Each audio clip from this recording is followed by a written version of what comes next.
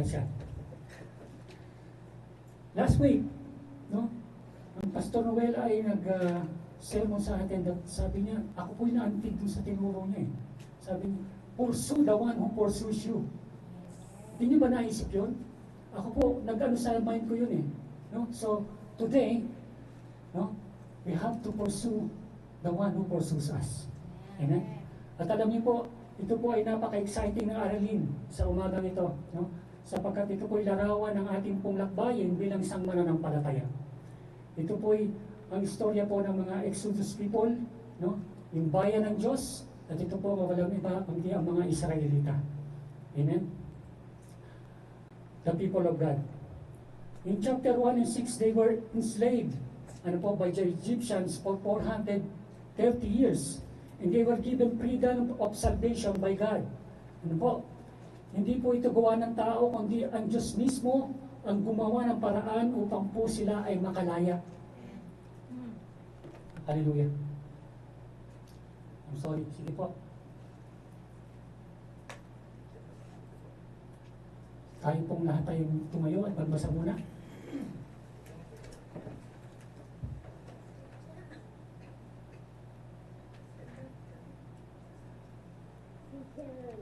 Ayan. In a count of 3, tayo pong magbasa. 1, 2, 3. And let them make me a sanctuary so that I may dwell among them. According to all that I show you, the pattern of the tabernacle and the pattern of all the instruments of it, even so you shall make it. Make it. Amen. Okay na. Ikabasa lang sa salita, tayo yung una. Gaya nga po na sabi ko, ang mga Israel ay na-enslave po sila for 430 years at ang Diyos po ang nagbigay po ng paraan upang ang mga taong ito ay makalaya. No? Hindi sa sarili nilang lakas, kundi ang Diyos mismo ang gumawa ng paraan upang sila po ay makalaya. Amen? Gumamit ang Diyos ng instrumento, si Moises, pero Moises failed. Ano po?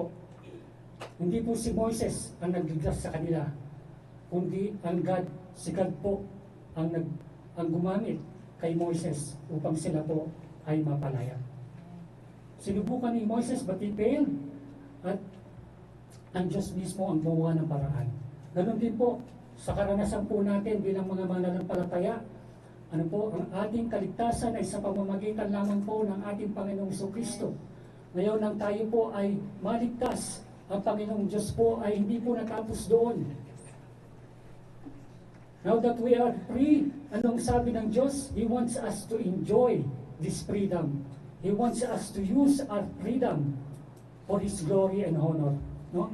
Para po yung buhay natin hindi masayang. So He sanctified us. At ganun din po ang ginawa niya po sa mga Israelita. No?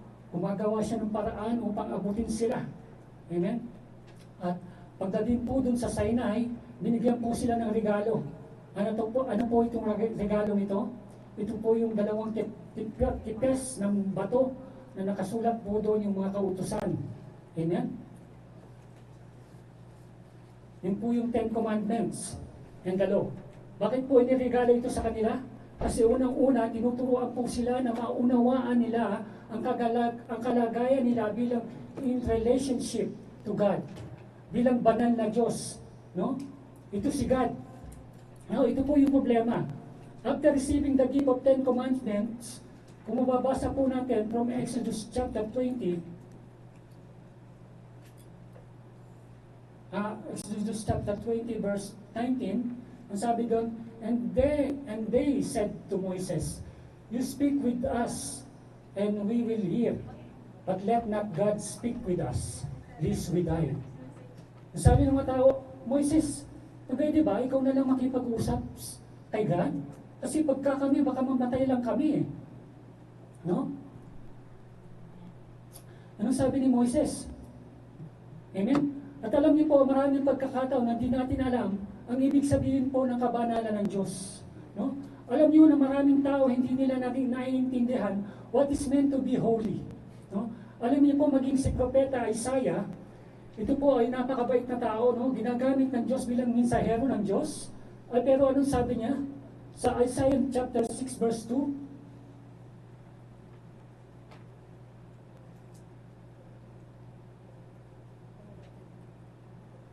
Pakibalik. Pabalik. Ayan. In the year the king of Uzziah died, I then saw the Lord sitting upon the throne, high and lifted up, and his train filled the temple. Above it stood the seraphim. Each one had 6 wings. With 2 he covered his face, and with the 2 he covered his feet, and with the 2 he flew. No? Kinokoberan daw. And one cried to another and said, Holy, holy is the Lord hosts. The whole earth is full of his glory. And the foundation of the threshold shook at the voice of the one who cried. And the house was filled with smoke. Then I said, Who is me? For I am undone. For I am a man of unclean lips, and I dwell in the midst of a people of unclean lips. For my eyes has seen the King, the Lord of hosts. Ang sabi niya, wala na ako. Wala na akong kapag-kapag-asa. Amen? No? Bigla po natin maintindihan, comparing ourselves with Isaiah, kung yung labi niya, no, unclean, ano pa kaya tayo? Amen? Napansin po natin ito? Ito, propeta ng Diyos, unclean yung labi niya, nagsasalita siya ng mensahe ng Diyos, paano pa kaya tayo? Amen? Na hindi mga propeta. Gets po natin? Nagsisisi siya, hindi lamang dahil sa kanyang kasamaan, maging ang kanya pong bayan na kinabibilangan, masasama. So sa madaling salita, hindi lang po ito tungkol sa iyo. Even the people around you, mahahawa ka. Amen? So minsan many of us ay hindi natin talaga maintindihan ang kabanalan ng Diyos. Minsan we take God lightly. Na ang baba-baba ng tingin natin sa Diyos, na para bang ordinaryong tao lamang siya. Na ang baba-baba ng tingin natin sa Kanya. No? When they saw God, nagdingning sila sa takot. Parang mamamatay na ako. No? Wala na akong pag-asa. Madumi ko. In fact, when Job, when he thought that he was blameless, ano pong sabi ng Lord sa kanya? Noong nangusap ang Lord sa kanya, harapan, though he did not see God face to face, anong sabi ng Diyos? Sabi niya, nagsisisi ako, I repent in dust and ashes. Bakit? Doon niya naintindihan na napakabanal ng Diyos. No? Tignan po natin, pagkakausap po natin ng na kagalang-galang na tao, paano po tayo nakikipag-usap sa Kanya? Amen? Muna isipin po natin pati yung itsura niya. Amen? Kasi kagalang-galang eh. No? Pag nagtitipon po doon sa Senado, alam niyo po, mga nakataksido, mga nakabarong. Buti nga si Robin Padilla ngayon, nakabarong na. Dati, bugoy-bugoy lang yun sa Senado. Ano po? Ngayon, magalang-galang na. Amen? Dapat ganun. Amen? Eh, pero dito kay Lord, no? Naka-jogging pants, naka-t-shirt lang. Pwede na. Amen? Hindi ko po kayo minamata, ano po? Pero sinasabi ko lang po yung katotohanan, no? Meron po kasi ng taas ng paggalang. Ano po? Tama po ba? Naintindihan po natin. Kaya dito pa lamang naintindihan niyo, bakit po ito yung gusto ng Diyos? Bakit importante ito? No? So the question right now is, how can we approach a holy God? Yan po ang tatalakay natin sa umagang ito. Pakisabi nga sa katabi mo, pursue intimacy with the holy God. Yan. And I was inspired, ano po, by our Bible study sa Amana. Amen. Shout out sa mga taga-Amana dyan. Amen. Na nagtsatsaga magpuyat para makapag-aral ng salita ng Diyos. Amen. Now, they cannot approach God. They were so afraid of God. Look at what the Lord said in Exodus chapter 25:8. And let them make me a sanctuary so that I may dwell among them. Sino nagsasabi dito? No? God speaking to Moses. Sabi niya, gawa ka ng santuaryo, dwell. I will dwell among them. They were afraid of God. They don't know what to speak to God. They just want to speak to Moses. At that time, si Moses lang po ang pwede makipag-usap at pwede makapag-commune sa Lord. Anong sabi ng Lord? No, make me a sanctuary that I may dwell in them. Amazing po ang Panginoon, di po ba? Anong sabi ng Diyos? Ang Diyos, bagamat siya ay banal, siya na gumagawa ng paraan para abutin tayo, para abutin ka, abutin tayong lahat. Ano po? Minsan ang iniisip po natin ng Diyos nakakatakot, pero hindi po. Patuloy po tayong hinahanap ng Diyos, patuloy na tayong inaabot. Ano po? Ang akala po ba natin, isang aksidente tayo nandito? Hindi po.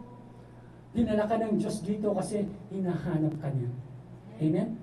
Hindi mo maintindihan. Minsan, antok pa ako mamaya na ako attend. O sige na nga, doon na lang ako matutulog. Amen? Ganun po no? Isipin po natin. Pero hindi po. Dinala ka po ng Panginoon dito. Bakit? Kasi hinahanap ka ng Diyos because He wants you. He wants to be with you. He wants to have a fellowship with you. No? That is what kind of God we have. Amen? Pero paano mangyayari yan? Always remember this.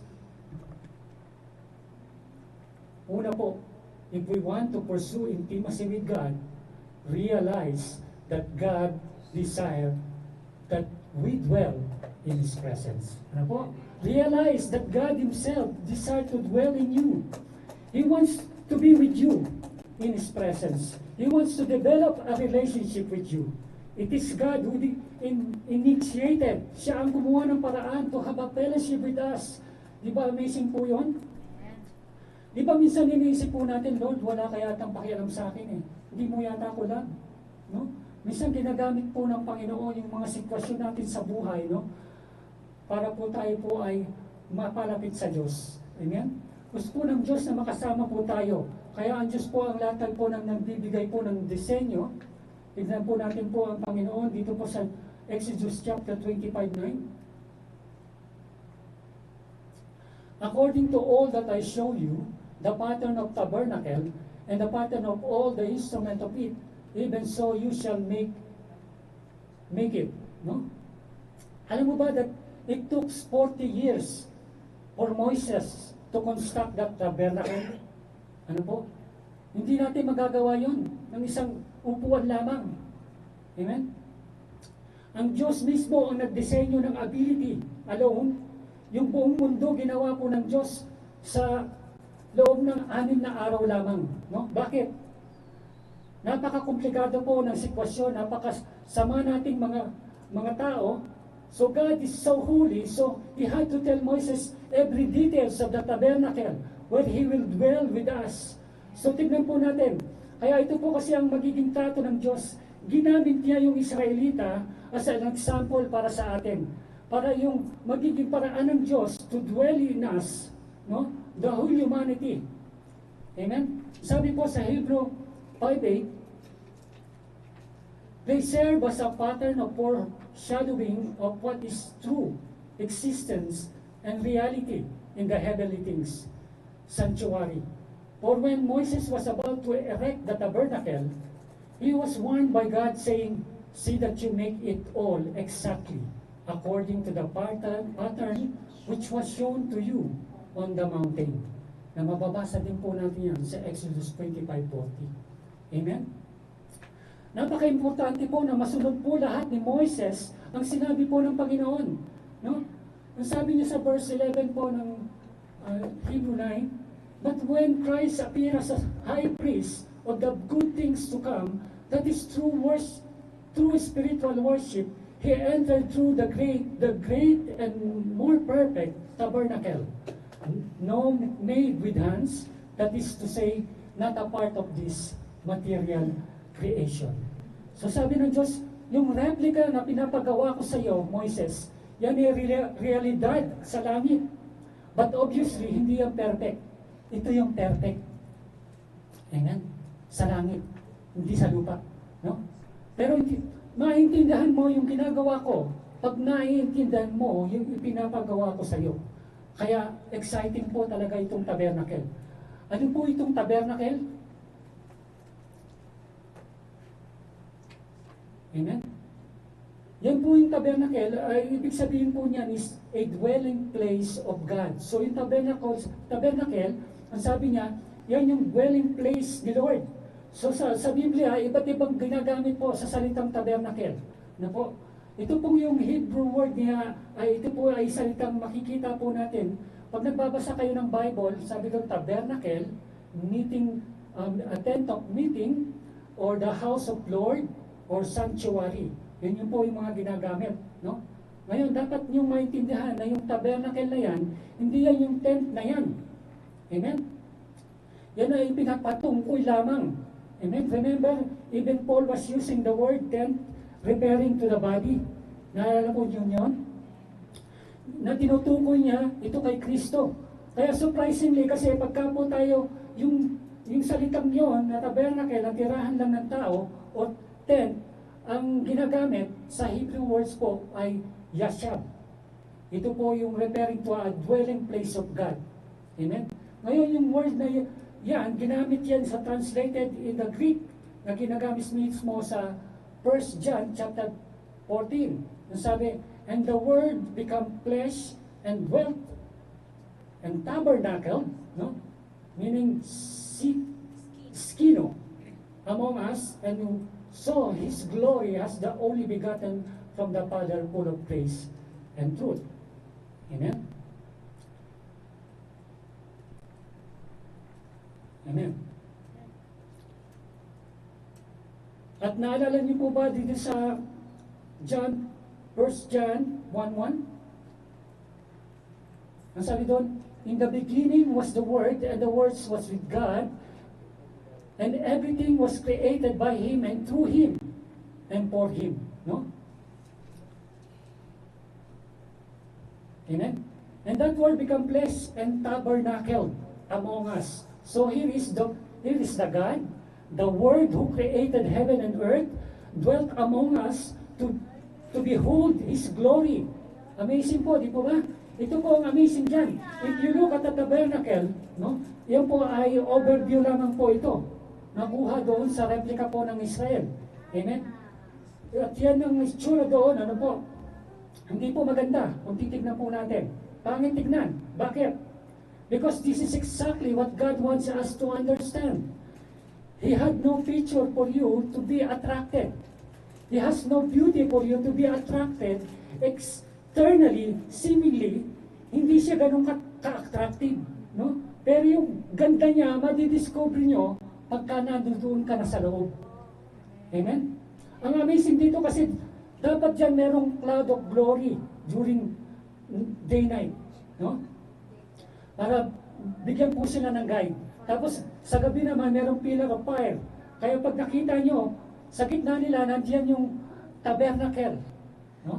Wow, what a beauty to hold na ando doon yung presensya ng Panginoon. Amen? Simple, pero bakit? Kasi ang gusto ng Diyos, ang focus hindi yung sa ganda noong tent, kundi yung ganda doon sa yung ganda ng Diyos na nandoon sa loob ng tent. Amen? Kaya alam nyo, mapalad po tayo na meron po tayong pinagdadausan dito no? Nakakapagtipon-tipon tayo, di po ba? Pero ang focus hindi po dun sa lugar. Kay God po dapat, no? Na gumawa at nagbigay ng lugar sa atin, no? Naintindihan po natin? Huwag po tayong malilito doon. Minsan kasi, wow, ang ganda. Nagkakantahan na, oh, the glory. Aling-aling, ang ganda ng huwag po ganoon. Ang focus natin dapat kay God. Amen. Minsan yung iba nakakatulog na no? Oh, thank you Lord, ang sarap dito. Huwag ganoon, kay God tayo mag-focus. Amen. Amen. Because you will never really understand the beauty and worship until you have met God personally. Ito yung pinaka-importante sa worship. Amen? Tignan niyo po, even this tabernacle, lahat ng furniture, amazing. No? It is speak about God. Tignan niyo po yung brazen. Ayan. Makita natin dito, pag pasok mo dyan, no, yan ang unang-unang papasukin mo, yung pinaka-gate of entrance. Pagpasok mo dyan, makikita mo itong altar of burning offering. Tapos yung laver. Amen? Tapos, papasok ka dyan sa door. Amen? Pagpasok mo dyan, makikita mo dyan yung altar of incense, yung menorah or yung lampstand. Tapos, yung table of bread. Amen? Ang nakakapasok lamang dito, no, yung mga priest, yung mga nagsisilbi. Amen? At pagkatapos noon, dun sa pinaka-third, ando doon tinatawag natin Holies of Holies. Amen? Hindi na pwede makapasok doon yung mga makasalanan. Dito lang sila sa labas. Dito sa may altar of burnt offering. Amen? Ang nakakapasok lamang doon ay si Moises. Ay yung high priest. Amen? Amen? Ito po yung mga lagas sa mga gamit doon. Ano po? Ayan. Nakita natin? Yung mga ginamit po dyan, yung gold na worth 48 million. Yung silver worth 107 million. Yung copper, amen? Yung clothing with a total of 120 million. Ang laki, di po ba? Yung cost, kung kukonvert po natin sa peso, almost 66 million. No?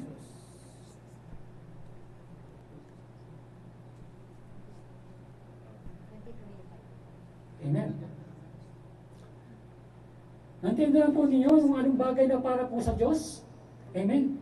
Hindi yun mumurahin. Amen. When God requires His people to do something, pinapakita niya na kagad that what kind of God He is. No? Oo, tent yan, pero hindi ibig sabihin, ipitsugin po yung mga nasa loob niyan. Ipitsugin lang yung tent na yan, no?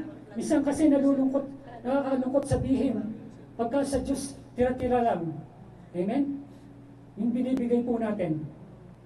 Amen? Tira-tira lang ng lakas, no? Tira-tira.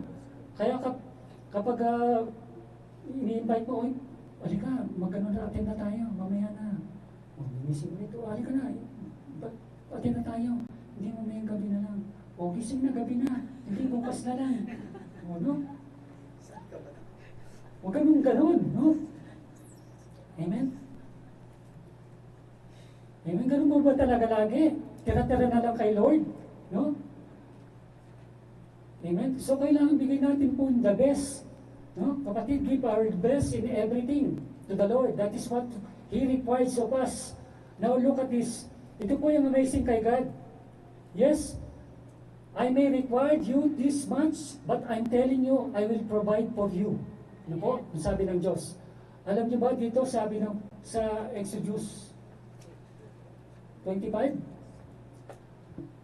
Not the son of Israel had done according to the word of Moses, for they have requested from the Egyptian articles of silver and article of gold and clothes, and the Lord had given these people favor in the sight of the Egyptian, so that they let them have their request. Amen? Can you imagine, sabi ni Moses, hingan mo sila, humingi ka, and they give. Why? Why they give?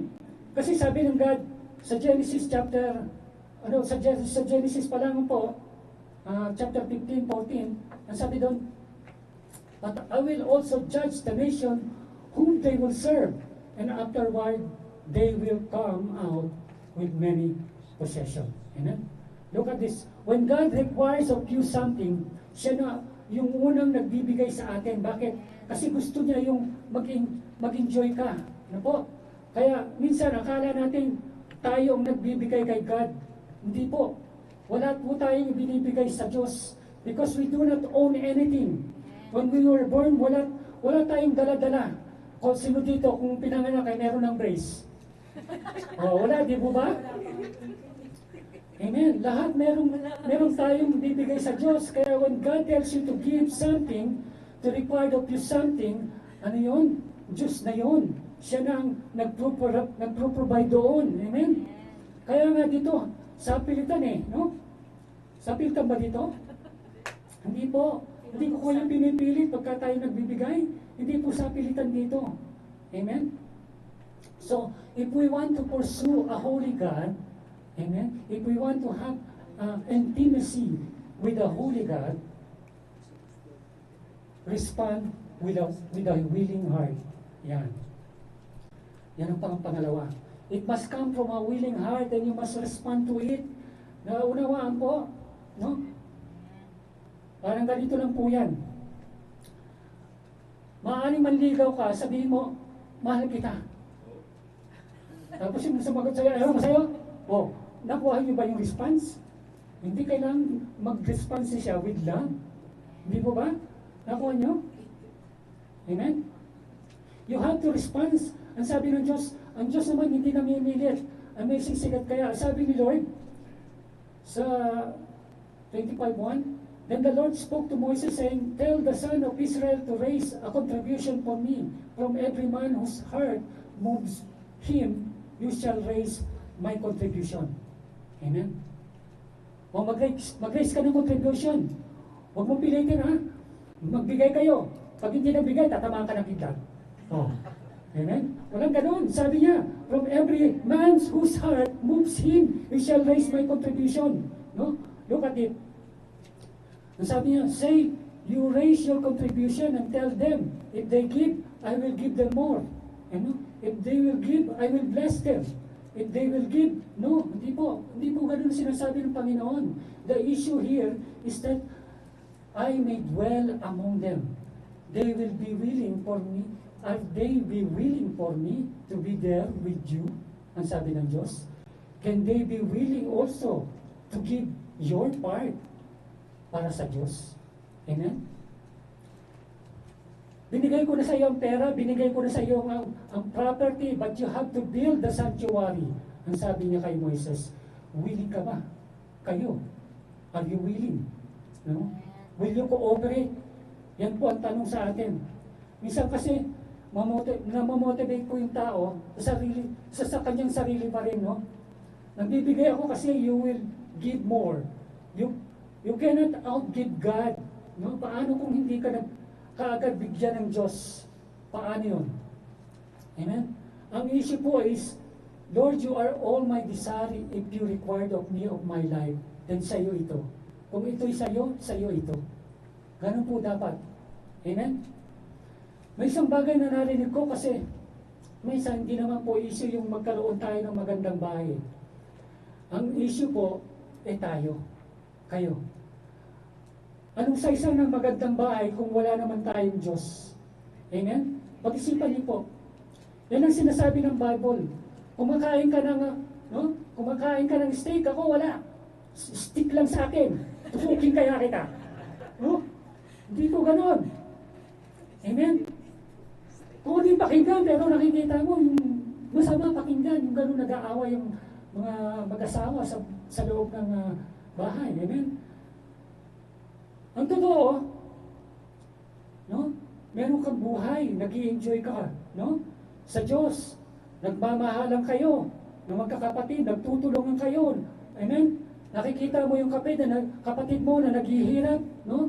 Agad-agaran ka, nagkukusa ka, tumutulong ka. Ganun dapat. Kasi there is God among you. Amen? Kaya, pursue intimacy with the Holy God kasi siya mismo ang nauna sa atin. Amen? Look at what He requires in us sa Exodus chapter 6, 25:6, verse 6. This is the contribution which you are to raise from them. Gold, silver, bronze, blue, purples, scarlet material, fine linens, goat hair, ram skin, dye hair, dye red, porpoise skin, acacia wood oil, for lighting spices, for anointing oil, and for the fragrant scents, oxen stones, and steel stones, for the ephod, for the breastplate, piece. Let them construct a sanctuary for me, that I may dwell among them. Amen? That is the point. You give because you want God, because your heart is looking and seeking for God, because your heart pursue for God, not for what you can receive, not because that what you can enjoy, but because simply you understand that God is your joy. Amen? Ito po yung malungkot. Hindi nyo na maiintindihan yung joy ng Diyos until you have God alone in your life. Amen? Kasi ang kakala po ng tao, yung masaya siya pagka naglilingkod. Hindi po. No? Masaya dahil kasama natin ang Diyos. Amen? Kapatid, kawawa ang maraming tao.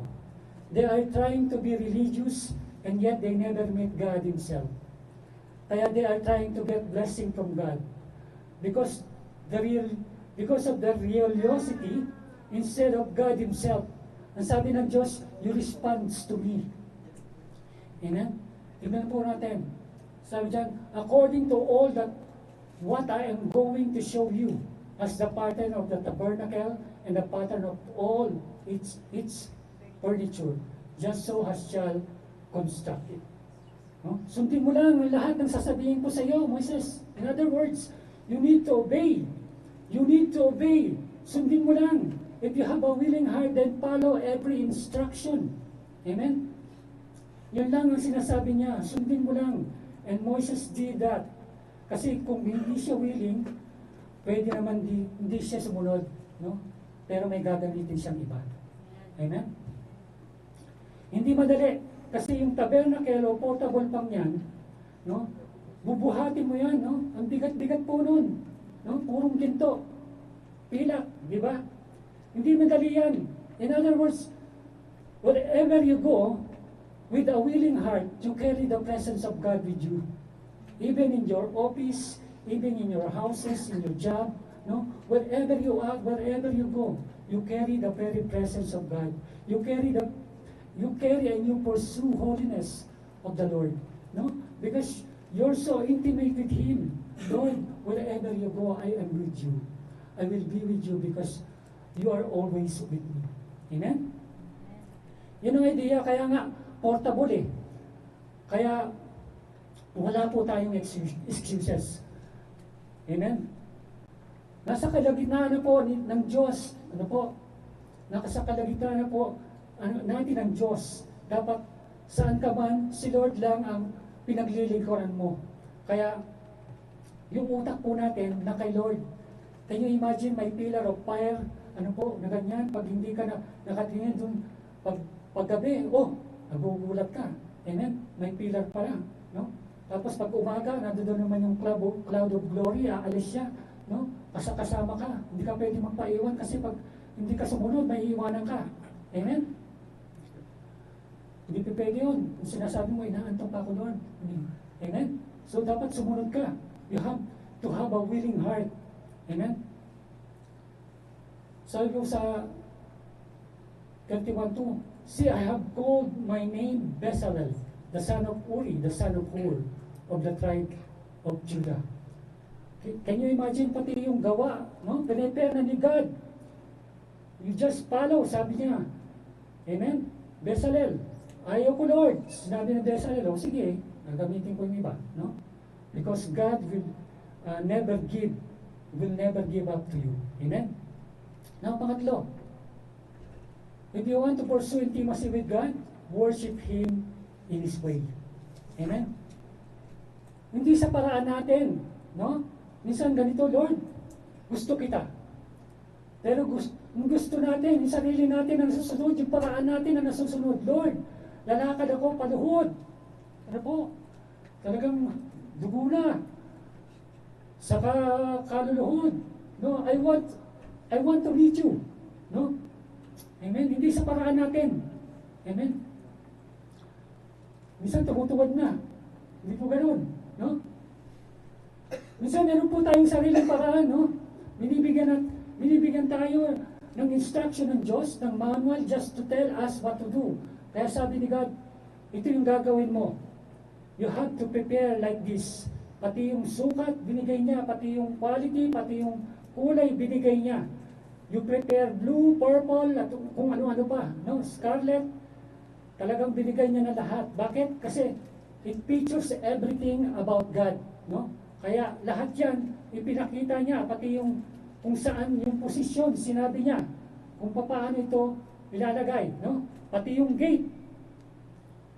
Amen? Yan. Isa lang yung gate na yan. Wala yung gate sa likod.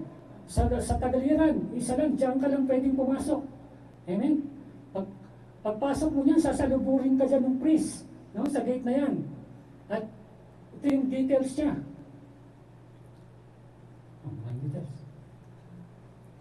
Details niya. 5 feet height niya and 30 feet wide. Yan ang sukat. At nakaharap yan sa east. No? Sabi ng Diyos dito, yung gate na yan, it represents exactly Jesus. No? Bakit? Tignan niyo yung kulay, no? Yung kulay pa lang. Amen? May blue, may purple, may sky. Amen? Tama. Sky heavenly. No? Sunod, may scarlet about the blood. Yung purple about the royalty is being a king of kings and the lords of lords. Kaya ginamit ng mga kulay na yan kahit sa mga emperor. Ano po? Sa panahon yon. Magugulat kayo, sabi niya, parang sinabi Lord, no, hindi maraming pintuan, tama mo ba? Iisa lang yung pintuan, no? Pag ginawasan mo yon, no, dito, ilan yung pintuan dito? Madami, no? Pwede ka lumabas daw, pwede ka rin lumabas dito, no? Amen? Kaya pag may iniwasan ka, na nangutang sa'yo, hindi ka pwede makatakas. Amen? So doon, pagpasok mo, isa lang yung gate na yan. Kaya sabi ni God, no, ang galing ni Lord, sabi niya, even Jesus himself, when he was using parable, no, and lecture, he was using the same word for the Israelite to understand that it is related to the design I give before you. Kaya sabi niya, ang word na ginamit sa ibang translation, sabi po sa John chapter 10:9, I am the gate. If anyone enters through me, he will be saved, and I will go in and out in the pine pasture. Amen? Kasi yun yung picture noon bilang shepherd, yung kulungan, doon na natutulog yung pastor. Amen? Kaya lahat ng pumapasok doon, nire-recognize na yun yung Panginoon ng Diyos. Amen? Walang ibang daan, kaya lang, kung ibang dadaanan nila, no, magnanakaw na yun. Pag sa iba siya dumaan, kung sa iba siya pumasok. Amen? Sabi niya si John 14:6, I am the way, the truth, and the life. No one comes unto the Father except through me. Anong ibig sabihin? If you want to pursue intimacy with God, there is no other way. You have to pass through the gate. You have to pass through Jesus. Amen? Ganun ba yun? No? Ang punto po dito, iisa lang yung paraan ng Diyos. No? Ito po yung importante. Sabi po, sobra naman si God. Meron naman ibang paraan. Wala namang ibang paraan. Ang fair naman si Lord. Ang dami namang paraan dyan para lumapit sa Diyos. No? Parang parehas lang yan. No? Papakita ko po sa inyo na hindi po totoo yung logic. No? Tingnan niyo po nyo. Pagpupunta po tayo sa ibang lugar, kumari po sa Maynila, no? Pwede ka mag-train. Amen? Pwede ka mag-bus. Pwede ka mag-taxi. Pero iba-iba po yung daan yan. Pero lahat yan papunta ng Maynila. Amen? Hindi ka, no? Pero hindi nyo po nakukuha yung logic. Kung pupunta ka po ng probinsya, halimbawa, no, sa Bicol, pwede ka mag-bus. Amen? Pwede ka mag-kotse. Pwede ka magkabayo. Pwede ka rin maglakad. Pwede ka rin, ano po? Depende sa kakayanan mo. Tama po ba? Ngayon, pag pupunta ka po ng Amerika, no? Makakapag-bus ka? Hindi pa? Kailangan mo ng eroplano. Amen? O kailangan mo magbarko. Tama? Eh kung pupunta ka po ng buwan, amen? Mag-aeroplano ka? Hindi po pwede. Kailangan mo ng spacecraft para makapunta doon. Spaceship. No? Tama po ba? Pero kung pupunta ka ng Mars, kailangan natin spaceship talaga. Pero kung pupunta po tayo sa trono ng Diyos, amen, walang ibang paraan kundi sa Panginoong Jesucristo namin. No? Naintindihan po natin? Maniwala po yun? Kaya hindi po pwedeng pare-pareho lang yan. Hindi ba isang paraan lang? Ano po? Ngayon, tingnan po natin. Pagpasok mo dyan sa gate, ayan.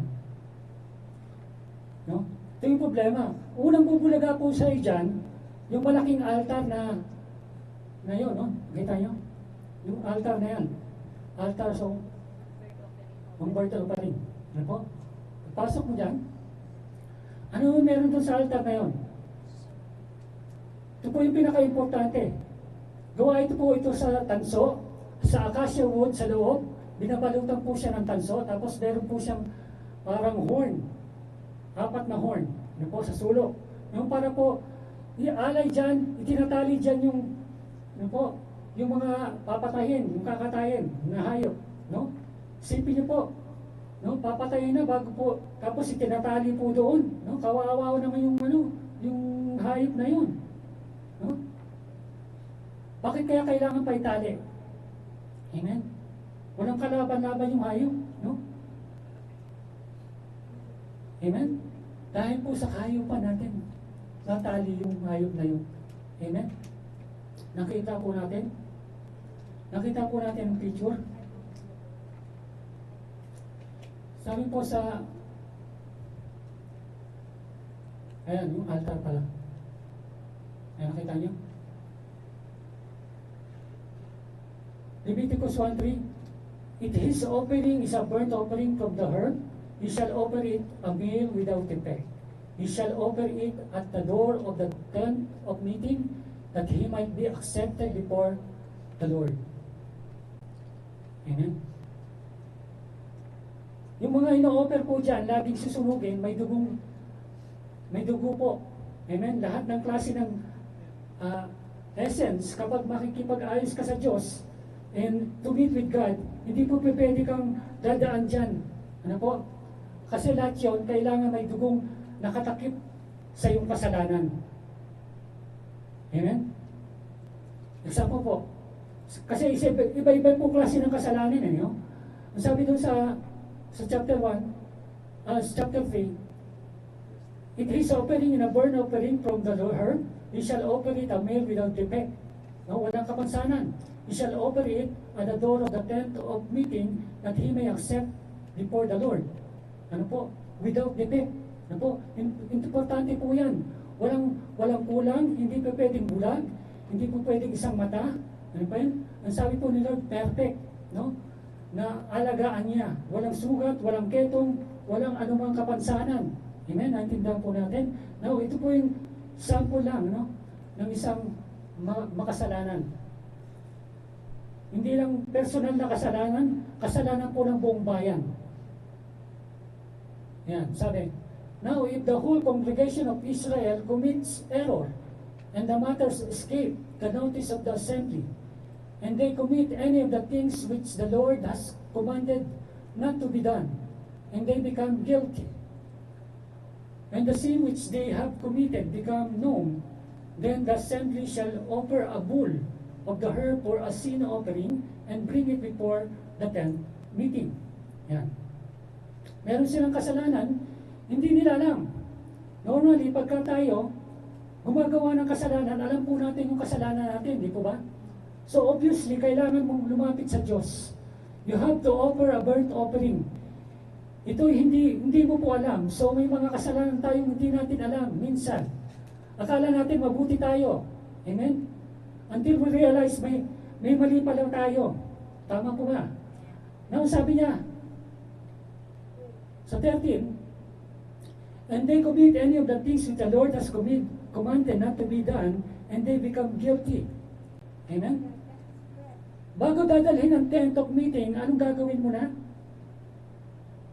Sabi po sa 14,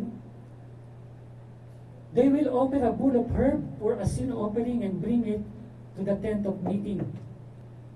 Amen? And sa 15, sabi, then the elders of the congregation shall lay their hands on the heads of the bull before the Lord. Amen? So dahil buong bayan yon, yung mga elders lang, ilalagay nila yung kamay nila dun sa ulunan ng bull. Para sinasabi lahat ng kasalanan namin, nililipat namin doon sa offering. Tama? Kung ikaw lang ang mag-isa, ganun din. Magdadala ka naman ng tupa, wala ring sakit, walang kapansanan, ganun din, ililipat mo rin yung kamay, no? Sa yung kasalanan mo, doon para yung kasalanan mo, pupunta doon sa kanya, doon sa ino-offer. Ngayon, tignan po natin. Then the elders of the congregation shall lay their hands on the head of the bull before the Lord. Amen? Alam niyo ba, kung sino po yung papatayin, sila rin mismo. No? Parang ikaw rin, kunwari, ikaw yung personal, ikaw yung mismong papatay. No? Gusto niyo ba? Type niyo yun? Kayo yung papatay dun sa burnt offering? Kawawa naman po yung hayop, no? Walang kasalanan dahil sa ating mga kasalanan, sila yung pinatay, no? Pakisabi sa katabi mo, naintindihan mo ba? Kapag lalapit ka sa Diyos, laging may magbabayad ng kamalian mo. Amen? Dahil lahat po tayo makasalanan. Alam mo ba? Hindi mo, alam mo hindi. No? Now, tignan niyo po.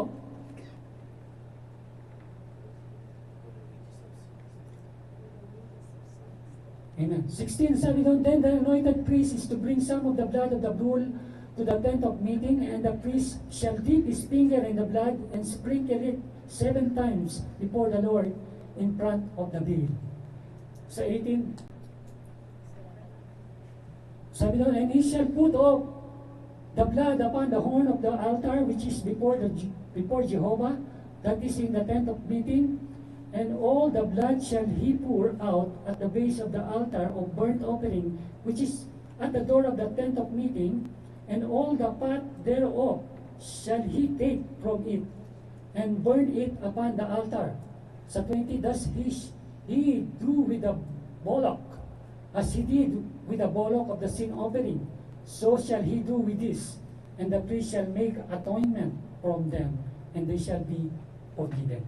No? Sa madaling salita, you can never be forgiven just asking, Lord, forgive me. Hindi po ganon. There must be someone to die for your sin. No? Ang tawag dyan, substitution. Amen? Salib na ikaw yung merong dapat na iba, kasi kaya sa dugo, ano po? Sa Leviticus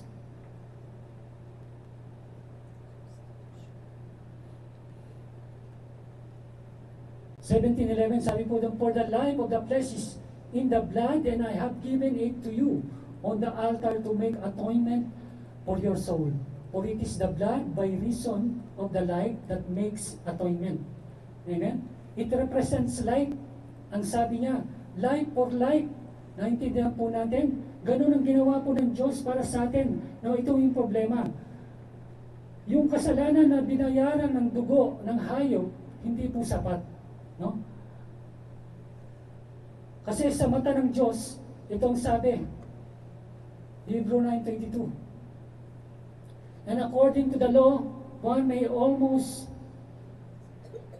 as all things are cleansed with blood, and without shed of blood, there is no forgiveness. Amen? Meron nagsabi ng ganito, pwede naman tayong patawarin ng Diyos lahat eh. Sabihin na lang nila, I forgive you.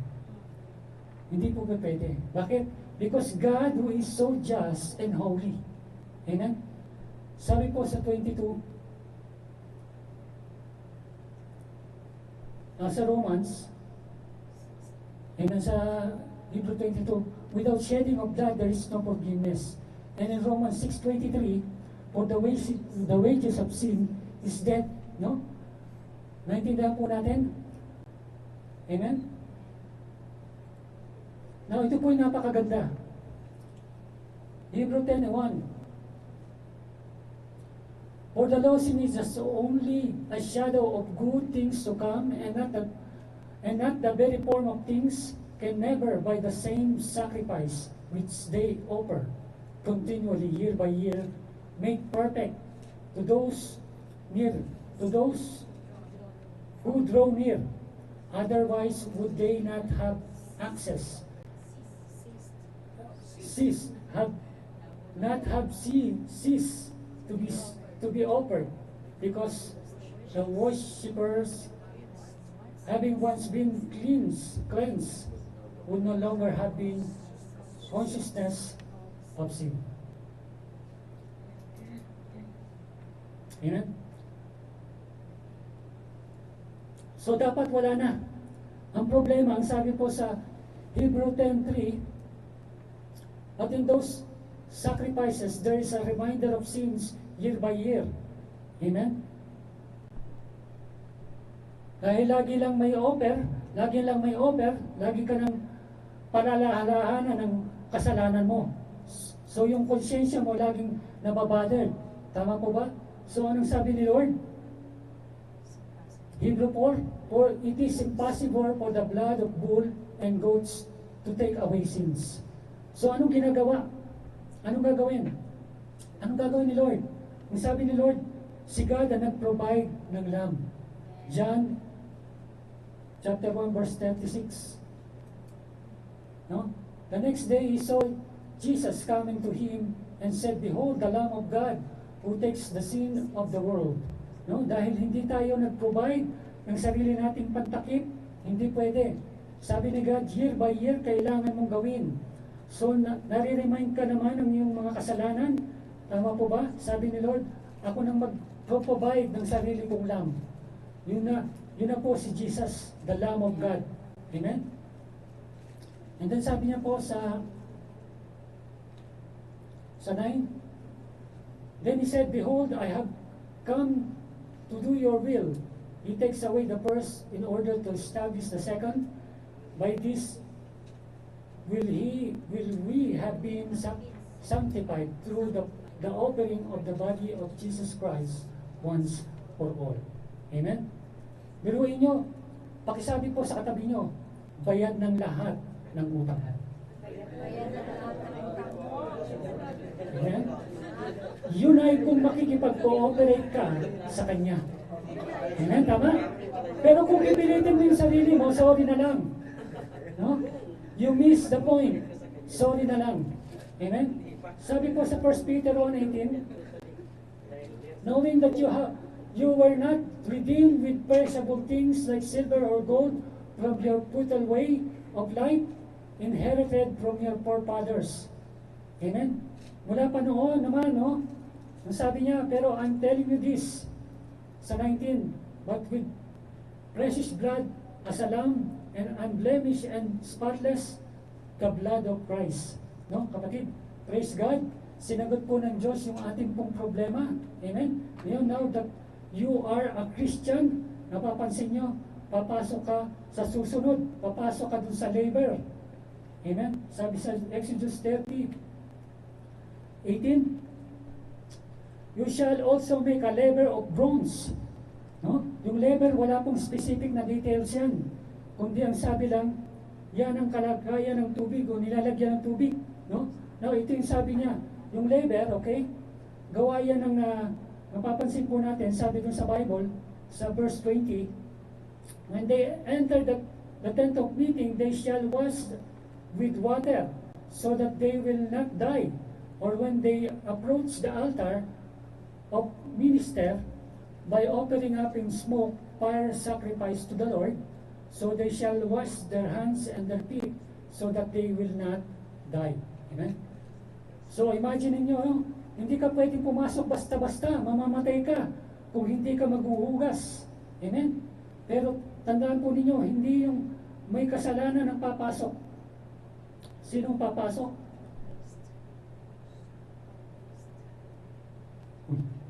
Yan. Sa 19 po, sabi, Aaron and his son shall wash their hands and their feet from it. Yan po yung basin. No? These are the priests of God, si Aaron and his sons.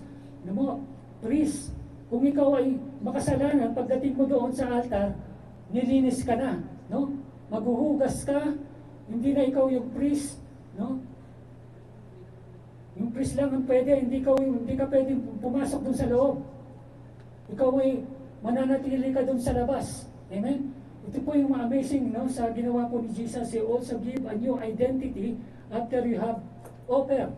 After He has offered and accepted such offering to the Lord may be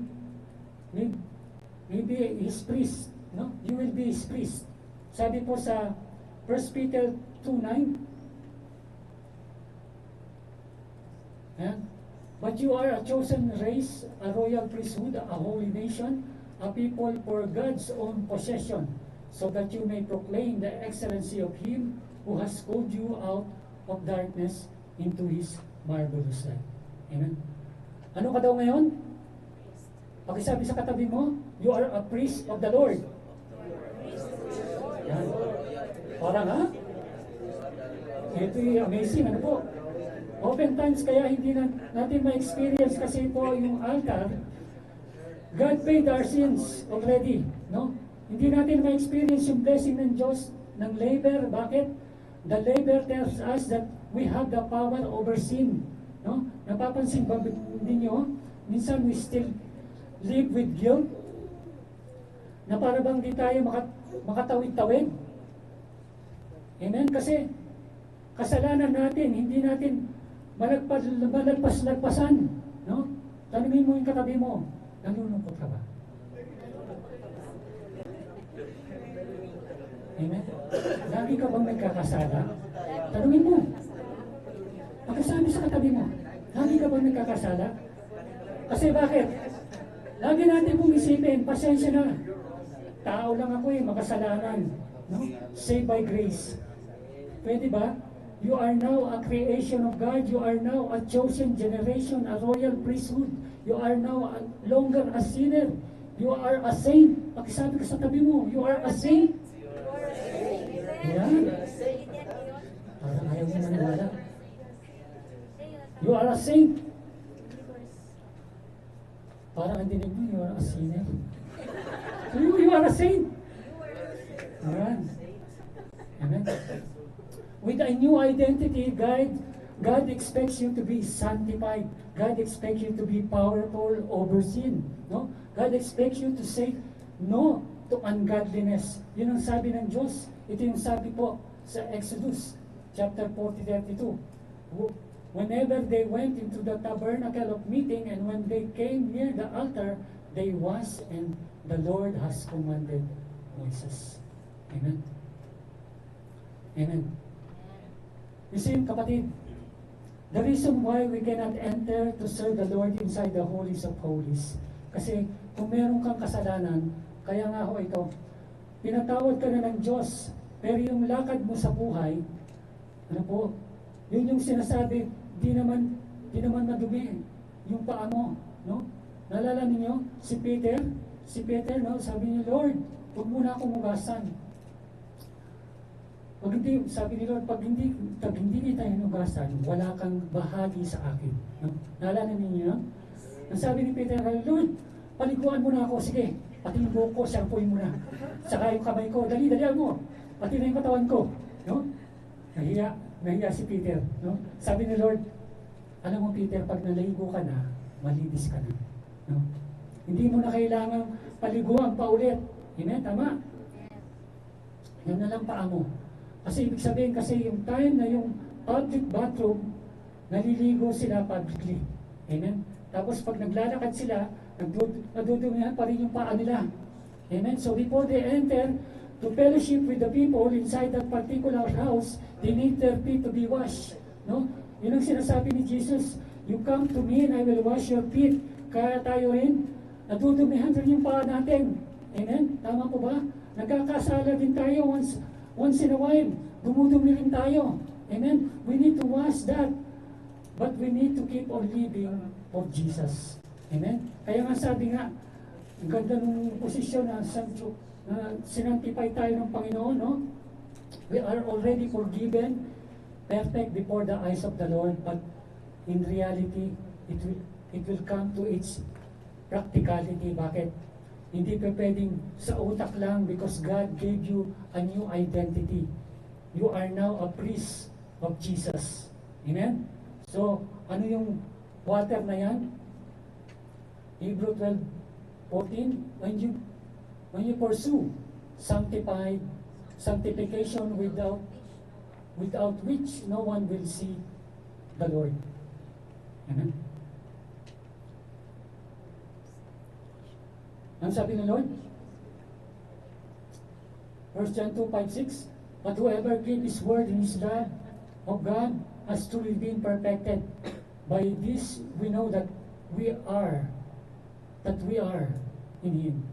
The one who says he abides in Him, how to walk in the same manner as He walked.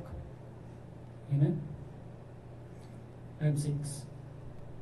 So, kung talagang nakay Jesus na po tayo, kung totoo na yung nangyayari sa altar, ikaw din ay magbabago practically. Tama po ba?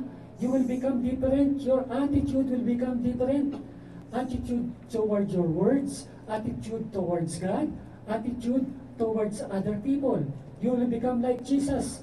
Kaya nga sabi ni Lord, bigyan po natin, Ephesians 5:26, so that He might sanctify her, having cleansed her by the washing of water with the Word. Amen? Napansin po ba natin? When you were forgiven by God, the first thing that happened to you, you become hungry of His words. Ano po? Kaya kung hindi ka uhaw sa salita ng Diyos, there is something wrong with you. No? Baka akala mo Christian ka pa. O kung hindi naman, may sakit ka siguro. Amen? Malungkot ba tayo? Be willing to submit yourself to the Lord. Ang sabi po sa Psalms 99, how can a young man keep his pure, way pure, by keeping it according to your words? Amen? Alam niyo po, mahirap po sa panahon natin ngayon, lalo na yung ating mga kabataan, ano po, napakabahala na. Amen? Gusto niyo? Po, matitigas ang ulo. Amen? Kaya kung nais natin po, sila makaligtas din, no? Sabi ni Lord, meditate on His Word. Meditate on His Word. No? That is the sword of the Spirit. Sabi po sa 1 Corinthians 3:16-17, do you not know that you are a temple of sanctuary of God, and that the Spirit of God dwells in you? For the temple of God is holy, and that is what you are. Amen? Pagsabi sa katabi mo, you are holy because of Jesus. Are holy because of Jesus. Kaya kapag yung tatay mo nagmumura na, oh, you are holy. Yung holy ka. Yeah, no? Amen? Sabi po sa 1 Corinthians 6:18, flee immorality. Every other sins that a man commits is outside the body, but the immoral man sins against his own body. Or do you not know that your body is a temple of the Holy Spirit who is in you? For you have been bought with a price. Therefore glorify God in your body. Now, that you know that Jesus Christ died for you, remember this. Your body, your physical body is no longer yours. That's a temple of the living God. Amen? Gusto mo ba yung temple na yan, ang gamit po ng ibang tao? Anong sabi ni Lord? Flee, takbo, tumakbo ka. Obviously, we are the temple ng Panginoon. Tingnan niyo po, kung natutukso ka sa isang babae, anong gagawin mo? Flee away, tumakbo ka. Not towards her, but palayo. Ano po? Amen? Pagka nakakita ba ko yan ng tukso, no? Ano gagawin nyo? Amen? Kasi pastor, tinutukso ko eh. Ano? Kasi tinatawagan ako, naiapektuhan ako pag tinatawagan ako. Ano? E di huwag kang tumawag. Flee. Anything that will affect you, tigilan mo. Amen? Naintindihan po natin, hindi, sorry, nagkasala na naman ako. Kinis ko kasi siya eh. No? So lumayo tayo. Amen? Tindihan po natin? Naalala ko din po yung mag-girlfriend pa lang po kami ng pastora. Si pastora ulan nag-move. Hindi ba kasi minsan nagtutukso din tayo, ano po? Hindi pa po ako mangantal tayo. No? Kaya pagka nanonood po kami ni pastora, kasama yung tatay niya. Kasama yung tatay niya. Pag nag-date po kami, no? Biruin mo, kasama ang tatay mo, that's a blessing. Blessing yun. Kasi libre ka na sa pagkain, libre ka pa ng panonood. Amen? Hallelujah. Praise God. Amen. So let me tell you this. Let us pursue intimacy with a holy God. Always meditate on His Word. Always meditate who Jesus is. Amen? Hindi pa po tayo tapos. Bilang konklusyon, no? Last na po ito. Nakita po ninyo? Wala akong props ngayon. Pero, to illustrate po, no? We have to meditate always in His Word. Amen? Sa tuwing tayo po ay tinutukso, at sa tuwing tayo po ay makakagawa ng kalokohan, no? Remember yung hammer na pinapako ng Panginoong Hesus doon sa krus. Pagpukpok na yun, habang pinupukpok po ang martilyo yun, alalahanin po natin when we are sinning, ano po, it is God, no, ang tayo mismo ang pumupukpok sa Panginoon. Amen? No? Isipin po natin how Jesus loves you. He died for you. He gave you a new identity. You belong to Him. Before you enter the tent of meeting, Lord, linisin po niyo ako. Amen? Linisin mo ako ng iyong salita. Kaya nga yung basin, yung wash basin was made of mirror, no po, na nag-reflect sa beauty ng isang babae. Amen? That is the Word of God. Amen? That mirror. What needs to be corrected about us? Amen? Naintindihan po natin. But remember this, every time you are tempted to sin, remember the Lord's Jesus Christ as if you were yourself wearing Jesus on the cross. No? Just remember sa bawat niwi, no? Natin, sa bawat pokpok, no? Sorry, hindi mo na maitutuloy. Amen?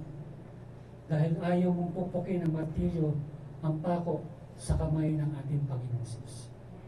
Amen? So, magpatuloy po tayo. Pursue intimacy with the Holy God. Tayo pong lahat ito ngayon. At tayo pong lahat tayo. Mag-aalay ng ating mga sarili sa Panginoon. Bigyan po natin ating mga tayo. Always, every Friday, we are communing